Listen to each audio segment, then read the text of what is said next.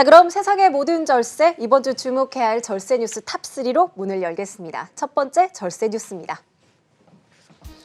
내년부터 집 한 채를 공동 명의로 보유한 부부도 원할 경우 매년 9월 1가구 1주택자로 신고하는 것이 허용됩니다.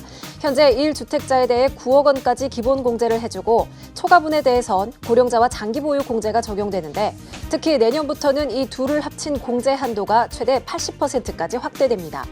하지만 부부 공동 명의의 경우에는 이런 공제를 받을 수 없어 보유 기간이 늘어나면서 단독 명의보다 오히려 세금을 더 내야 해 불만을 제기하는 사람이 늘어나자 정부가 이들 납세자에게 선택권을 준 것으로 보입니다. 이번 개정으로 부부 공동 명의자들은 단독 명의의 혜택이 더 커지는 시점에 맞춰 단독 명의로 변경할 경우 추가적인 종부세 절세가 가능해질 전망입니다. 다음 뉴스입니다. 만 60세 이상 1가구 1주택 실거주자의 경우 종부세액에 따라 주택을 양도하거나 상속 또는 증여할 때까지 세금 납부를 연기해주는 개정안이 국회에 제출됐습니다.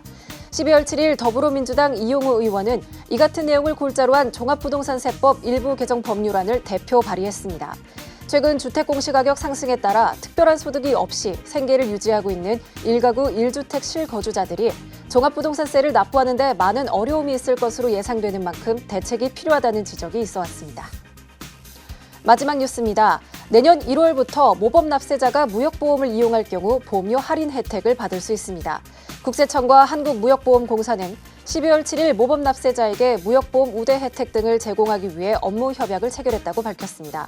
이에 따라 국세청의 모범 납세자 표창을 수상한 납세자가 무역보험을 이용하는 경우 내년 1월부터 보험료 20% 할인과 보험한도 최대 1.5배 우대 혜택을 적용받게 됩니다. 자, 세무사님, 부부 공동 명의, 이게 원래 절세 효과가 워낙에 크잖아요. 네. 그래서 모든 분들이 주택을 사고 보유할 때 절세 전략의 하나로 우리가 많이 고려를 해왔는데, 자, 단독 명의로도 이런 절세 효과를 받을 수 있다, 이런 개정안이 오면 상황마다 유불리를 잘 따져봐야 할 것 같은데요.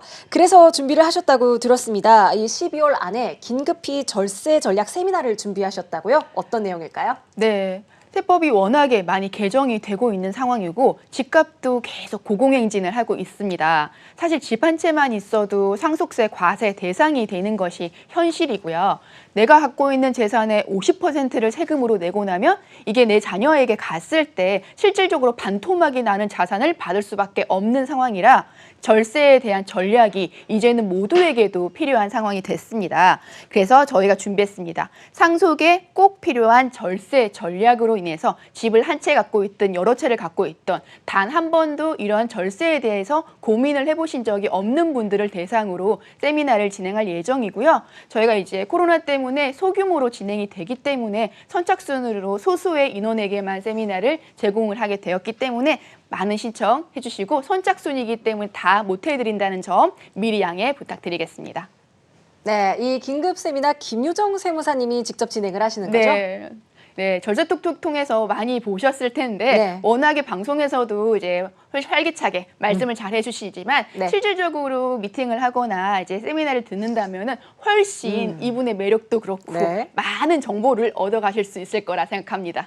네, 방송에서 저희가 못다한 그런 절세 전략들도 많이 얘기를 해주실 걸로 기대가 됩니다.